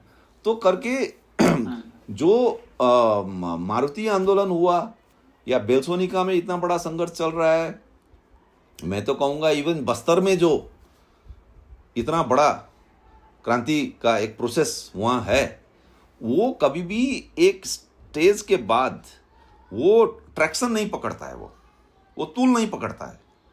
चूँकि हमने हमेशा, उसमें बहुत सारे फैक्टर्स है, लेकिन एक जो बड़ा फैक्टर है कि हम हमेशा अपना स्ट्रगल को संयुक्त मोर्चा के नाम पे, हम अपने स्ट्रगल, अपना पर्सपेक्टिव को हम तिलांजलि दे रहे हैं। तो इसलिए मारुति आंदोलन 2012 में बहुत, ये पूरा मानेसर, गुड़गांव, फरीदाबाद, नोएडा का जो इंडस्ट्रियल बेल्ट है, इसमें एक बहुत बड़ा एक गुस्सा, एक जुझारूपन मजदूर वर्ग में आया था। लेकिन वो जुझारूपन, जो मजदूर वर्ग तैयार है लड़ने को, लेकिन वो एक मेजर, एक बड़ा मूवमेंट, सिर्फ मूवमेंट नहीं, एक पॉलिटिक्स में वो तब्दील क्यों नहीं हो पाया? उसमें भी ये है कि हमारे जो बहुत अच्छे ऑनेस्ट रेवोल्यूशनरी कॉमरेड्स जो है, ये फैसिज्म को पहले हराना है, इसमें अटक गए और ये खुद को तिलांजलि दे रहे हैं। और जो लिबरल बुर्जुआ, जो लिबरल एस्टैब्लिशमेंट है भारत का, वो हमें इस्तेमाल कर रहे हैं। और ये जो लिबरल एस्टैब्लिशमेंट है इंडिया में, उसमें मैं एक शब्द प्रयोग करना चाहूँगा, उनमें दिखता है, मैं कहता हूँ उसको लिबरल इंटॉलरेंस, उदारवादी असहिष्णुता। हम बोलते हैं कि आरएसएस बीजेपी में है, ये नफरत की राजनीति करते हैं, वो माइनॉरिटीज़ को मारते हैं, दलित के ऊपर एट्रोसिटीज़ करते हैं। लेकिन असहिष्णुता, इंटॉलरेंस, हेट्रेड क्या लिबरल्स में नहीं है? क्या हमने मेरठ कॉन्स्पिरेसी केस देखा, कानपुर कॉन्स्पिरेसी केस देखा, इतना सारा conspiracy case, including Bhima Koregaon, including operation green Hunt, including जो इंदिरा गांधी ने 1970s में जो चलाया था ऑपरेशन स्टीपल चेज करके, तेलंगाना में जिस ढंग से नेहरू ने आर्मी को यूज किया मजदूरों के किसानों के खिलाफ, वहां क्या आपको लिबरल इंटॉलरेंस नहीं दिख रहा है? वहां क्या लिबरल डिक्टेटरशिप, लेनिन ने तो टर्म यूज किया है कि डिक्टेटरशिप ऑफ द बुर्जुआजी, यानी कि dictatorship of the liberal bourgeoisie. मतलब कॉम्प्रेडर होने का जरूरत नहीं है मनदीप भाई, कॉम्प्रेडर होने का जरूरत नहीं है। तो ये भी है कि यानी कि फासिज्म का टर्म जब आप यूज करते हैं तो कई बार आप सोचते हैं कि आप बहुत रेडिकल पॉलिटिक्स कर रहे हैं, आप सोचते हैं कि आपने दुश्मन को सही ढंग से चिन्हित किया और आपने अपना पॉलिटिकल प्रोग्राम क्या होना चाहिए वो आपने उसको परिष्कार कर दिया, दुश्मन को फैसिस्ट करार देके, फैसिस्ट कह के। और मैं समझता भी हूँ दुश्मन को कई बार ऐसा हमको क्लियर लेबलिंग भी करना भी चाहिए, लेकिन इसमें ये भी हो रहा है कि आज के तारीख में हमने सीपीआई, सीपीएम, लिबरेशन और जेएनयू का पॉलिटिक्स कि भाई अब कैसे वहाँ पे फैसिज्म वर्सेस न्यू फैसिज्म वाला डिबेट चल रहा है। लेकिन ये तमाम जो वाम आंदोलन, कम्युनिस्ट आंदोलन, जो भी आप बोलिएगा, ये खुद को जो एंटी फैसिस्ट फ्रंट, संयुक्त मोर्चा के नाम पे खुद को तिलांजलि भी बार बार तिलांजलि दे रहे हैं। यानी कि मजदूर वर्ग का अपना जो वर्ग, जो उसका अपना स्वार्थ होता है, उसको आपने फैसिज्म के खिलाफ लड़ना है साथी, पहले वो लड़ाई करेंगे फिर बाद में बाकी करेंगे करके आप बार बार तिलांजलि दे रहे हैं। ये भी इंडिया का कम्युनिस्ट मूवमेंट का इतिहास है। यानी कि आप और वो गोविंद निहलानी के फिल्म आगात में कुछ उस टाइप का है। हालांकि निहलानी ने ये सोच के नहीं बनाया, कुछ और पर्सपेक्टिव से उन्होंने बनाया, लेकिन क्यों वहां पे कम्युनिस्ट यूनियन बैकफुट में चले गए और क्यों शिवसेना वाला चले आगे आया, उसको भी उन्होंने अच्छे से दिखाया है। और उसमें जो मैं पहले कहा कि स्ट्रीट को कैसे कंट्रोल करना, वर्कर्स का जो तेज, जो रफ्तार, जो उसमें जो एक पावर होता है, उसको कैसे मोबिलाइज करना, वो भी फासिस्टों ने हमेशा किया है, शिवसेना ने किया है वहाँ पे, है ना। तो ये मुझे लगता है कि इन सब बिंदुओं को हमें नहीं भूलना चाहिए। मतलब मोटा मोटा कुछ चीजें समझ में आई जो फासिज्म की डेफिनेशन जो आपने बताई, कुछ चीजें कही। अब भारत के डिबेट पे थोड़ा सा लौटना चाहेंगे और इसको दोबारा से इस डिबेट को, हालांकि बहुत सारी बात आप अपने फासिज्म क्या है इसके जवाब में बोल चुके हैं, भारत को लेके भी बोल चुके हैं, लेकिन आप जो दूसरा सवाल है, आखिरी सवाल भी है, लेकिन इस दूसरे सवाल को थोड़ा दूसरे हिसाब से फ्रेम करते हैं। तो आपने जो परिभाषा दी फासिज्म की, उससे ये समझ में आ रहा है कि जो फासिस्ट लोग हैं उनका भी जो टारगेट ऑडियंस है, या कह लें कि वो भी जहां पर काम करना चाहते हैं, जिन लोगों में काम करना चाहते हैं, वो मजदूर वर्ग ही हैं, और जो कम्युनिस्ट लोग हैं वो भी वहीं पर ही काम करते हैं, उन्हीं को ही मोबिलाइज करते हैं। तो दोनों एक ही किस्म के लोगों को मोबिलाइज कर रहे हैं, वर्किंग क्लास को ही मोबिलाइज कर रहे हैं।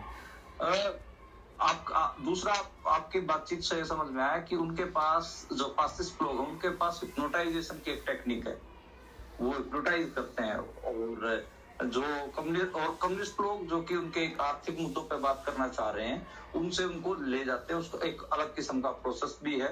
और तीसरी बात ये आपकी समझ में, मतलब आपकी डेफिनेशन से समझ में आ रही है कि जो अमेरिका में बर्नी सैंडर्स हों या फिर और ऐसे लोग हों जो क्लासिकल तौर पे जो लिबरल एक डेफिनेशन है उसमें जो फासिज्म को देख रहे हैं, उसका नुकसान कम्युनिस्ट पॉलिटिक्स को होता है। ये 3-4 चीजें मेरे को समझ में आ रही है। अब इंडिया के सवाल के ऊपर लौटते हैं।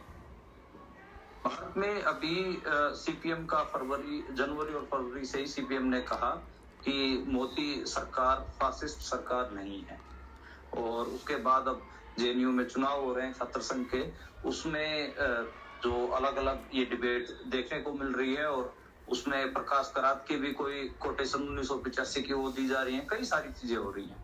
इस सारी डिबेट को आप समझाइए कि भारत में क्या नरेंद्र मोदी की सरकार है उसको आप फासीवादी मानते हैं या नहीं मानते हैं, और ये लेफ्ट के जो नौजवानों में जो भटकन है, जो उलझे हुए हैं, कि इस मामले में कि भाई भारत में फांसीवाद है या नव फांसीवाद है, इसको कैसे देखें? सिर्फ भारत के परिप्रेक्ष्य में आप अगर आपको ये वाम दलों की जो डिबेट है और आपका पर्सनल मानना क्या है कि आप नरेंद्र मोदी सरकार को फांसीवादी मानते हैं, नव फांसीवादी मानते हैं, क्या मानते हैं? और इसे लड़ने का रास्ता आप क्या देखते हैं? क्या इसका लड़ने का रास्ता एक इंडिया अलायंस है या फिर किसान आंदोलन में जिस हिसाब से यूनाइटेड फ्रंट बना, क्या इलेक्टोरल डेमोक्रेटिक फ्रंट बनना इसका कोई इलाज है जिसमें कांग्रेस, समाजवादी पार्टी, लालू यादव की पार्टी, सारी कम्युनिस्ट पार्टियां इकट्ठा होकर चुनाव लड़े, या फिर जो किसान आंदोलन में सारे इकट्ठा होकर लड़े थे उस किस्म का कोई स्कोप है? तो ये एक आप मुझे बताइए। देखिए, मेरा ये मानना है कि मोदी सरकार फैसिस्ट है, अगर मानते हैं, है ना, या अगर हम मानते हैं कि ये फैसिस्ट नहीं है, कुछ और है ना, इससे कुछ नहीं निकलने वाला है। मैं हमेशा इस डिबेट से को अवॉइड करता हूँ, क्योंकि इसमें ये लेबलिंग करने वाला जो बात है ना, उससे आपको ये तो एक भ्रांति हो जाता है कि उसको फैसिस्ट बोल के आप बहुत बड़ा आपने तीर मार लिया, है ना। चूँकि इससे क्या हो रहा है कि जो वस्तु स्थिति एग्जैक्टली क्या है उसको खुल के समझने का आप काम नहीं करते हैं, इसलिए मुझे इतना लंबा यहाँ पे रखना पड़ा बात। दूसरी बात है कि जो मैंने, देखिए, मैं इस डिबेट में चूँकि उलझना भी नहीं चाहता हूँ, यहाँ साथी लोग आते हैं, कॉमरेड लोग बहुत मुझे फंसाना चाहते हैं इस डिबेट पे, तो मैं हमेशा बोलता हूँ कि देखो, हाँ या ना वाला जो आंसर ढूंढते हो मुझसे कि ये फैसिस्ट है या नहीं है, है ना, ये तुम लोगों का मतलब ये उनका वर्चस्व का परिचय है कि ये कैसे पूरा कंट्रोल कर रहे हैं डिबेट को, कि टर्म्स ऑफ द डिबेट वो सेट कर रहे हैं, है ना। एक्चुअल पॉलिटिक्स में तो बीजेपी वाले terms of the debate set करते हैं, वो तो फिर तुम वहाँ कुछ नहीं कर पाते हो और फालतू में मुझसे से व्यक्ति को पकड़ के अब बताओ तुम फैसिस्ट मानते हो कि नहीं। अरे भाई, फैसिस्ट मानो नहीं मानो, क्या हम दूसरे ढंग से भी क्या इस चीज़ को अप्रोच कर सकते हैं? ये है मेरा मानना कि हम कॉन्क्रीट ग्राउंड रियलिटी से क्यों ना हम शुरू करें। हम क्यों ऐसा कॉन्सेप्ट लेके कि एक अवधारणा लेके कि अब बताओ कि ये जो वस्तु स्थिति है ये कॉन्सेप्ट में सेट हो रहा है कि नहीं। अरे ये क्या, यही तो लफाजी है, यही तो ब्राह्मणवाद है। ब्राह्मणवाद मतलब पहले आप आइडिया कॉन्सेप्ट से आप शुरू करते हैं, ब्राह्मण से शुरू करते हैं, फिर आप दुनिया में आते हैं और दुनिया ऑफ कोर्स आप बोलेंगे कि दुनिया तो माया है। यही है ब्राह्मणवाद। यानी कि जो एक्चुअली वस्तु स्थिति जो चल रहा है, जो ये सब मैंने तोड़ के आपको इतना सारा बताया, शिवसेना गली में कैसे करता है, तरह तरह का, यानी कि वर्गीकरण को लेके कैसे समाज में जो तरह तरह का वर्ग है वो कैसे एक फोर्स बनता है फैसिज्म के लिए। ये जो लेनिन बोलते थे ना, concrete analysis of concrete conditions, ये नहीं करके, है ना, या ये सबको हम माया जैसा मान के अब कॉन्सेप्चुअली हम बोलेंगे कि कॉन्सेप्चुअली बताओ हम कैसे समझे, इससे कुछ निकलने वाला नहीं है। और यही इनका जो जो जो जो खोखलेपन का परिचायक है कि लेफ्ट के अंदर में आज इस ढंग का डिबेट फेंका जाता है, कुछ निकलने वाला नहीं है इस डिबेट से, फिर भी इसमें फिर हमको पोजीशन लेना मजबूर करते हैं। बावजूद इसके मुझे लगता है, देखिए, एक तो जैसे हो सकता है कि क्या डेमोक्रेसी से ही फासिज्म निकलता है, एक तो ये भी डिबेट है। यानी कि आपको फासिज्म तक पहुंचने का ज़रूरत नहीं है, यानी कि आपको आरएसएस या बीजेपी को आपको सही में एक इतना कितना डेंजरस है ना, वो अगर आपको सजेस्ट करने के लिए कोई कॉन्सेप्ट अगर चाहिए तो आप फैसिज्म यूज कर रहे हैं कि इतना डेंजरस है कि ये तो फैसिस्ट है। लेकिन मैं ये कह रहा हूँ कि जो लोग जो इनके पास जा रहे हैं, जैसे मैंने आपको उदाहरण दिया, आदिवासी, बंगाल में आदिवासी बेल्ट में 2019 में ये लोग गए। अब आदिवासी इसलिए नहीं जा रहे हैं ना चूंकि ये फैसिस्ट है और आदिवासी को फैसिस्ट बनना है। आदिवासी क्यों जा रहा है वो हमको समझना है ना, वो कौन सा कैटेगरी है। ये हो सकता है कि भाई आदिवासी का कलकत्ता के साथ, बंगाल के साथ एक लोकल कॉन्ट्रडिक्शन है, तो उस लोकल कॉन्ट्रडिक्शन को हल करने के लिए वो सीधा दिल्ली के साथ, सेंटर के साथ वो कनेक्शन चाहता है। ठीक है, नॉर्थ ईस्ट में क्या हुआ, नॉर्थ ईस्ट में वही हुआ ना कि जो सेंटर में होता है ना उसी का ही बन जाते हैं। नॉर्थ ईस्ट में बहुत सारे ग्रुप्स है और खासकर ट्राइबल ग्रुप्स में ये टेंडेंसी है।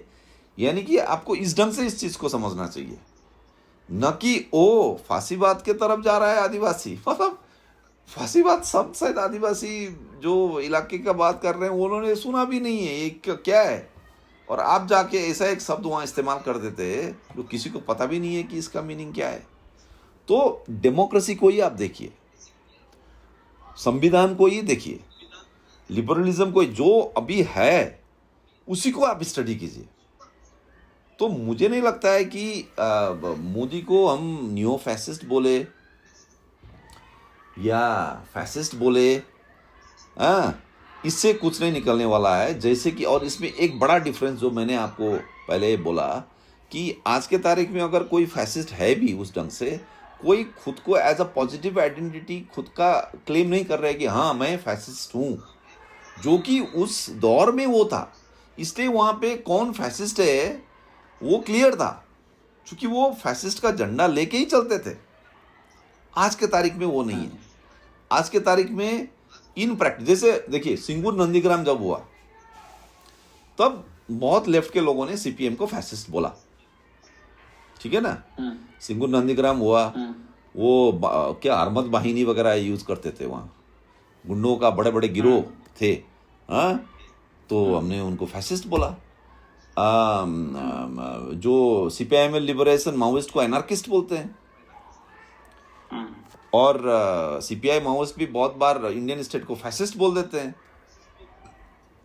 जेएनयू में बहुत सारा पर्चा आपको मिलेगा जो बोल रहे हैं कि ये कम्युनल फासिज्म है।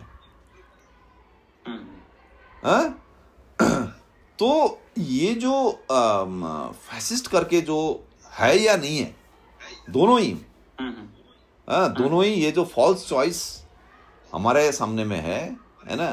तो ये मुझे लगता है कि इससे कुछ नहीं निकल रहा है हमारे सामने में, और वो इसलिए भी कर रहे हैं क्योंकि हम चाहते हैं कि हम लिबरल पर्सपेक्टिव ले रहे हैं, और हम इतना ज़्यादा लिबरलिज्म में, संविधान में इतना ज़्यादा तल्लीन हो गए कि हमको पूरा ही पॉलिटिक्स इसी को बचाने के लिए हम कर रहे हैं। और हम मजदूर वर्ग का जो स्वार्थ है, मजदूर वर्ग का जो पॉलिटिक्स है, मजदूर वर्ग का जो फिलॉसफी है, उसको हम तिलांजलि देने में हमारा इतना ज़्यादा आदत हो गया है अभी कि जैसे हम फैसिस्ट टर्म यूज़ करते हैं तो इमीडिएटली उससे एक पॉलिटिक्स निकल के आता है कि हमें संविधान को बचाना चाहिए क्योंकि फैसिज्म आ गया, हमें लिबरलिज्म को बचाना चाहिए, हमारे कोर्ट्स को बचाना चाहिए, यहाँ तक कि हमारा यूनिवर्सिटी का ऑटोनॉमी को बचाना चाहिए, है ना। अभी तो पूरा बड़ा एक है वामपंथी इंटेलेक्चुअल में कि यूनिवर्सिटी को बचाना, यूनिवर्सिटी एज ओपन स्पेस। अभी हार्वर्ड यूनिवर्सिटी का सब डिबेट आप में आ रहा है, कोलंबिया यूनिवर्सिटी का, जेएनयू को बचाना। सेफ जेएनयू बहुत चला उस टाइम, देखिए 2016 के बाद,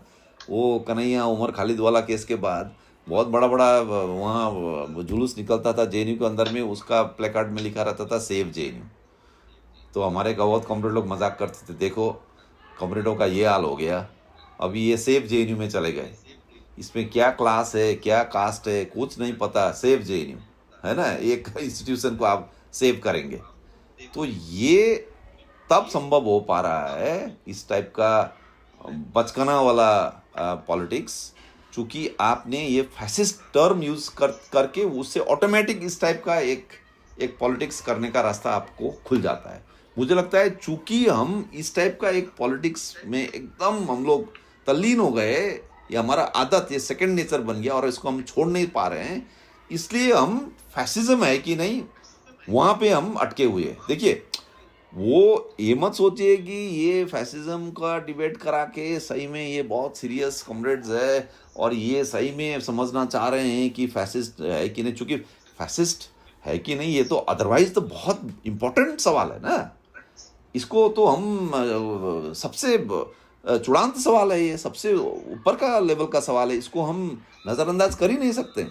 लेकिन इस सवाल को ये लोग इसलिए इसमें इतना इसको पकड़ के रखते हैं इस सवाल को, और हर किसी के सामने में ये सवाल फेंकते हैं, चूंकि ये दूसरा वाला जो ये बचकाना वाला जो पॉलिटिक्स है, लिबरल कॉन्स्टिट्यूशनल पॉलिटिक्स को छोड़ना नहीं चाहते हैं, छोड़ नहीं पा रहे हैं। तो इसको लेजिटिमाइज करने के लिए अच्छा फैसिस्ट है कि नहीं तुम बोलो, अगर फैसिस्ट नहीं भी है तो न्यू फैसिस्ट तो बोलना पड़ेगा। इसलिए ये फैसिस्ट वर्सेस न्यू फैसिस्ट में बहुत ज़्यादा डिफरेंस नहीं है, यानी कि जो सीपीआईएमएल लिबरेशन वाले और जो सीपीएम वाले जो बोल रहे हैं ना, इसमें बहुत ज़्यादा डिफरेंस नहीं है।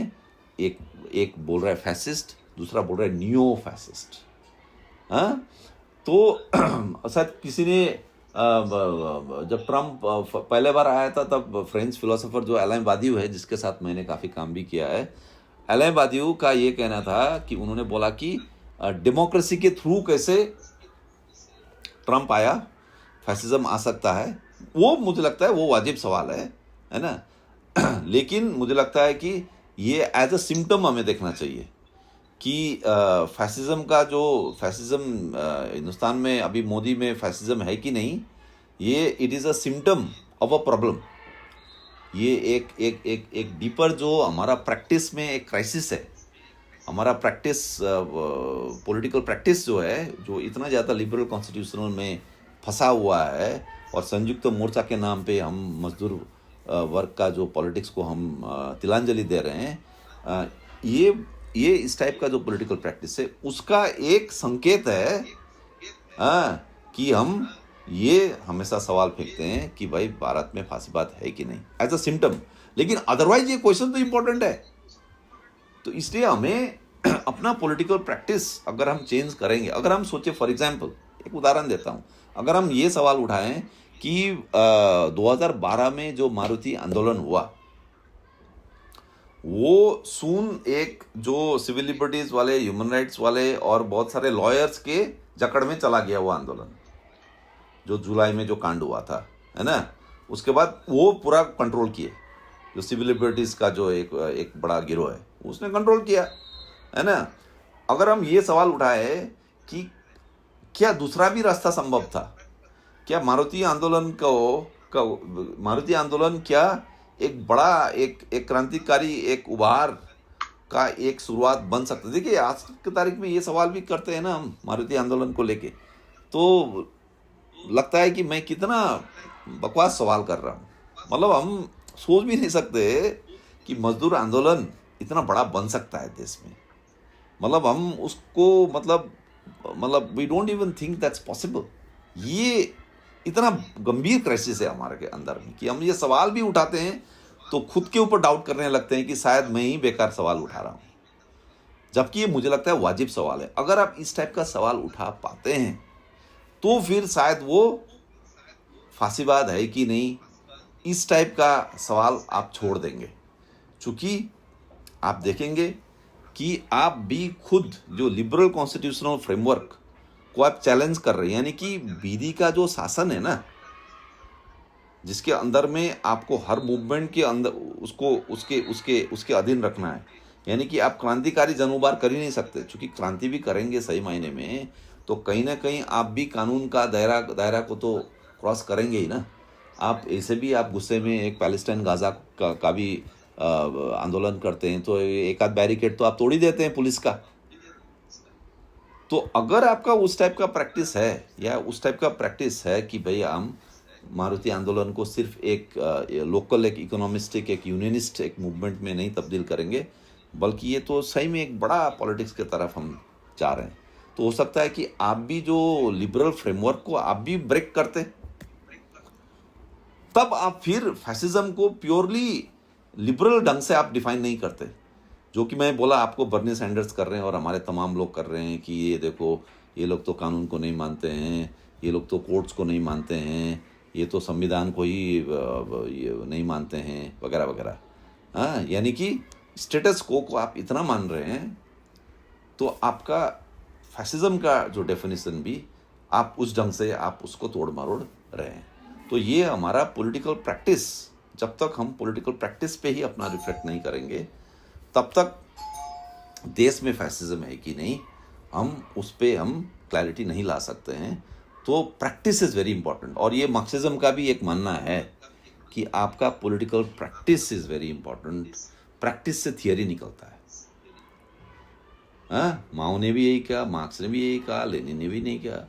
तो हमारा प्रैक्टिस से नहीं निकल रहा है, इसलिए भी ये सवाल ना ज़्यादातर कैंपस वाले जो बुद्धिजीवी हैं ये लोग ज़्यादा फेंकते हैं, क्योंकि campus as you know as a space, university campus वो उत्पादन प्रणाली से बिल्कुल कटा हुआ है, मजदूर वर्ग से कटा हुआ है।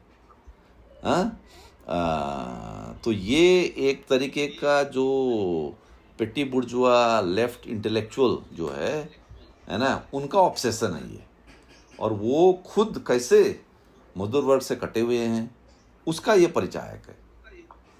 तो मैं इसको सिम्टोमेटिकली समझ रहा हूँ। और मुझे लगता है कि अगर हम हर एक आंदोलन का, सिर्फ मैं मारुति का आंदोलन का बारे में नहीं बात कर रहा हूँ, मैं तो इनफैक्ट इवन जो 2018 में दलितों ने बहुत बड़ा स्ट्राइक किया हिंदुस्तान में, आपको याद होगा, कहीं ना कहीं वहीं से भीम आर्मी भी निकल के आ रहा है, कहीं ना कहीं वहीं से आपका चंद्रशेखर आज़ाद भी निकल के आ रहा है, कहीं ना कहीं 2017 में उससे पहले जो गुजरात में जो दलितों ने जो मरा हुआ जानवर का लाश उठाने पे स्ट्राइक कर दिया था। हाँ, देखिए, कास्ट क्वेश्चन को लेके स्ट्राइक करना वो 2017-16 में गुजरात में किया था, जिस आंदोलन से जिग्नेश मेवानी निकल के आया था। बहुत बड़ा आंदोलन था वो। और वो जमीन का सवाल तो उठाया है उसने, मतलब दलित मूवमेंट के अंदर में मटेरियल इंटरेस्ट, लैंड का क्वेश्चन उठाया है। लेकिन उसके अलावा strike as a form of struggle, जो यूजुअली मजदूर वर्ग करता है, स्ट्राइक करना, हड़ताल करना, एक कास्ट स्ट्रगल में स्ट्राइक कैसे होता है आप बताइए।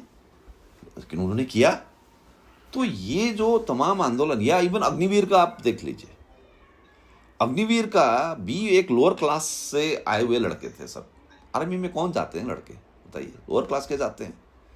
तो ये जो मजदूर वर्ग, सरवारा वर्ग के आंदोलन को आप तमाम अब देखेंगे जो पिछले 10-20 साल में हिंदुस्तान में हुआ है, इंक्लूडिंग मारुति आंदोलन, बाकी आंदोलन जो है, ये टेक ऑफ क्यों नहीं कर पा रहा है। मुझे लगता है कि ये सवाल के थ्रू हमें ये करना चाहिए कि भाई सिर्फ आप अगर नज़र डालेंगे कि आरएसएस बीजेपी क्या कर रहा है, तो आप खुद को आईने में नहीं देख रहे हैं।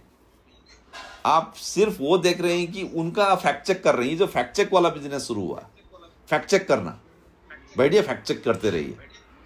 अरे भाई, आप क्यों नहीं जा रहे हैं नीचे मैदान में? आप नीचे मैदान में जाएंगे तो आप भी शायद कुछ मिथक चीज़ें भी बोलते हैं। भीमा कोरेगांव का वो भी था ना, आनंद तेलतुंबड़े साहब ने लिख दिया आर्टिकल कि मैं तो भीमा कोरेगांव मानता ही नहीं हूँ कुछ भी, चूंकि ये तो मिथक चीज़ें इसमें है। अरे भाई, रियल आंदोलन में आप जाइएगा तो मिथक चीज़ें तो होगी ना, है ना। आप अगर 1 लाख मजदूर वर्ग को दिल्ली में लेके आएंगे ना, तो देखिएगा कुछ कुछ मजदूर वर्ग वहाँ अपना पूजा पाठ भी कर रहा है। मैं एक बार एक पुराने ट्रेड यूनियनिस्ट से बात कर रहा था, वो बोल रहे थे कि इतना बड़ा उनका होता था 80s में, रेलवे वर्कर्स यूनियन सब आता था, और बोल रहे हैं कि यहाँ आके बोट क्लब में वो लोग लगाते थे धरना वगैरह, और रामलीला का टाइम था तो उन्होंने रामलीला भी दिखा रहे थे मजदूर वर्ग है ना। वो वैसे आप देखिए, रोजा लग्जमबर्ग का बात किया मैंने आपको, स्पार्टकस जो एक मिथक कैरेक्टर है, जो एक दास थे स्पार्टकस पार्टली हिस्टोरिकल है, पार्टली मिथक कैरेक्टर है ना। तो ऐसा मिथक कैरेक्टर तो रोजा लग्जमबर्ग वगैरह ने भी यूज किया। इवन गौतम बुद्ध, कौन सा हिस्टोरिकल एविडेंस है आपके पास?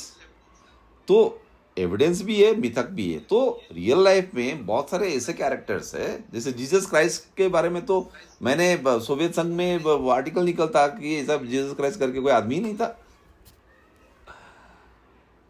तो पार्टली मिथक पार्टली हिस्टोरिकल होता है ना रियल लाइफ में, तो सिचुएशन से तरह तरह का होता है। तो अगर आप फैक्ट चेक करने उस ढंग से बैठेंगे, तब तो फिर आप मतलब बस डिक्शनरी लेके बैठिए, फिर बस वहाँ जो है, या कानून का किताब लेके बैठिए, वो बिल्कुल आप लीगलिज्म की तरफ चले जाते हैं। लीगलिज्म जो फिर आपको लिबरल कॉन्स्टिट्यूशनलिज्म की तरफ धकेलता है। जो हम सबसे क्या है, सबसे ये खतरा होता है हमारे सपनों का मर जाना। अब सपने का क्या फैक्ट चेक करेंगे भाई आप? वो सपनों वाला, इमेजिनेशन वाला, विजन वाला एक पॉलिटिक्स होता है, वो मुझे लगता है कि हम लोग त्याग कर रहे हैं। कि इतना ज़्यादा आप फैक्ट में चले गए ना, फैक्ट चेक करते आप मुनीम जी बन गए आप। ये हाल है हमारे लोगों का। मुझे लगता है मैंने बहुत ज़्यादा बोल दिया आज। रास्ता क्या देखते हैं आप इसका?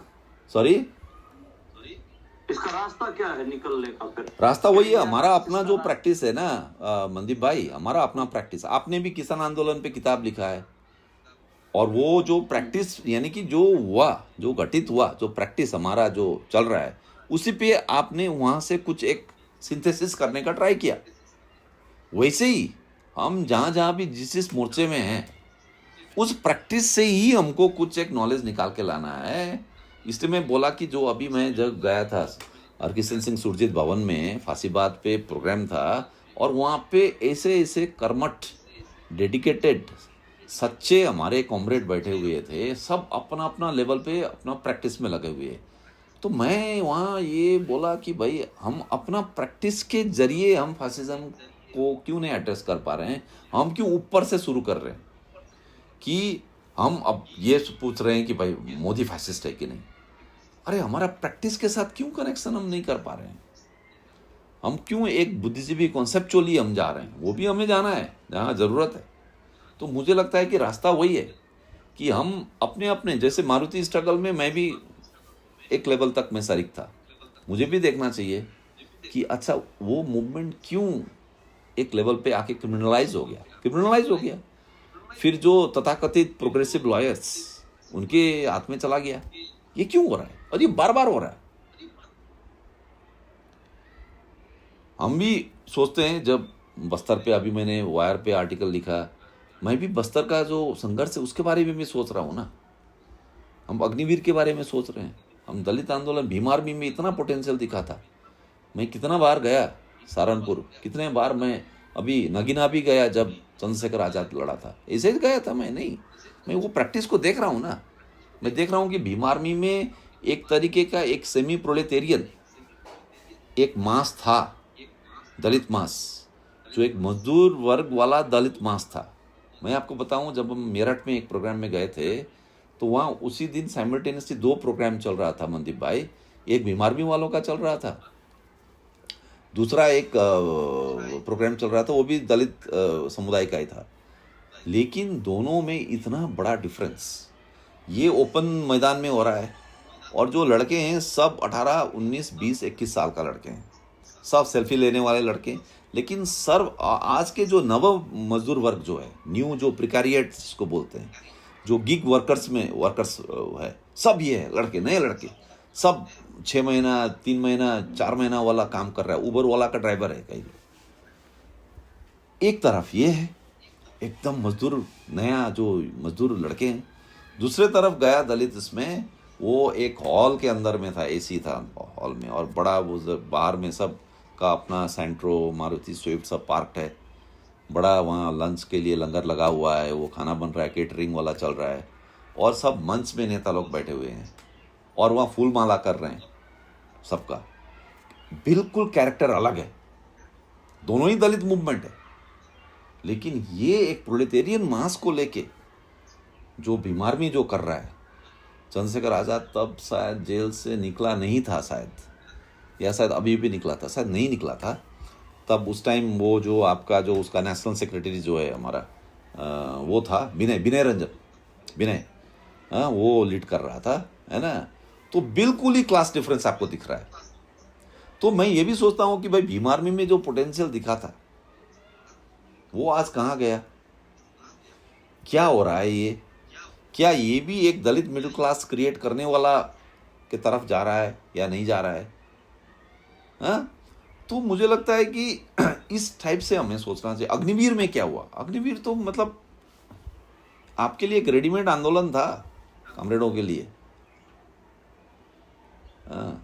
तो आपने आम आदमी पार्टी का ये इंडिया अगेंस्ट करप्शन, तो आपने बोला कि वो आरएसएस खत्म कर दिया अंदर से। अग्निवीर भी आरएसएस ने, मतलब जो आप कुछ भी नहीं कर पाते आप बोलते कि आरएसएस ने खरीद लिया, तो सब कुछ बेच दीजिए आरएसएस को, फिर आरएसएस ने ये किया वो, मतलब आरएसएस को आप इतना पावरफुल बना दिए कि हर चीज़ आरएसएस करा रहा है। तो फिर आप क्यों नहीं कर पा रहे हैं, हम क्यों नहीं कर पा रहे हैं? मुझे लगता है कि हम कर पा रहे हैं और हम कर भी रहे हैं, लेकिन हमारा अपना ही प्रैक्टिस को हम सीरियसली नहीं ले रहे। और अगर हमारा प्रैक्टिस को हम पकड़ते हैं और उसको दिशा देते हैं, तो मुझे लगता है कि हम ये जो आपने जो सवाल पूछा कि फिर इसका क्या हल है, कैसे हम आगे बढ़ें, इवन किसान आंदोलन का, मुझे लगता है किसान आंदोलन का भी क्रिटिक होना चाहिए। रिच फार्मर्स वाला जो पर्सपेक्टिव है किसान आंदोलन पे, मुझे लगता है कि हम लोगों ने उसको डेवलप नहीं किया, क्योंकि हम वही संयुक्त मोर्चा वाला लॉजिक में चले गए कि अभी मेन दुश्मन मोदी है, मोदी को झुका रहा है ये आंदोलन, तो हमें भी इस आंदोलन में जाना चाहिए, बाकी इसमें कुछ भी हो। यानी कि जो टू लाइन स्ट्रगल, जो मार्क्सवाद लेनिनवाद का एक कोर आइडिया है, टू लाइन स्ट्रगल को हम, डायलेक्टिक्स को हम भूल रहे हैं। हाँ, 1 डिवाइड्स इंटू 2 कहा था माओ ने, 1 डिवाइड्स इंटू 2। ये संयुक्त मोर्चा वाला क्या है, ये अनडायलेक्टिकल है, ये सिर्फ 1 करके रहना है, एक हैप्पी फैमिली वाले कंजर्वेटिव नोशन है ये। हाँ, ये ही नोशन आपको आरएसएस की तरफ ले ही जाएगा। इसलिए आपको फाइनली चूज करना पड़ता है, एक तरफ राम भक्त बैठा हुआ है, दूसरे तरफ शिव भक्त, है ना। तो आपको फाइनली ये फॉल्स चॉइस में आपको फंसा रहा है कि आप या तो शिव भक्त बन जाइए, नहीं तो आप राम भक्त बन जाइए।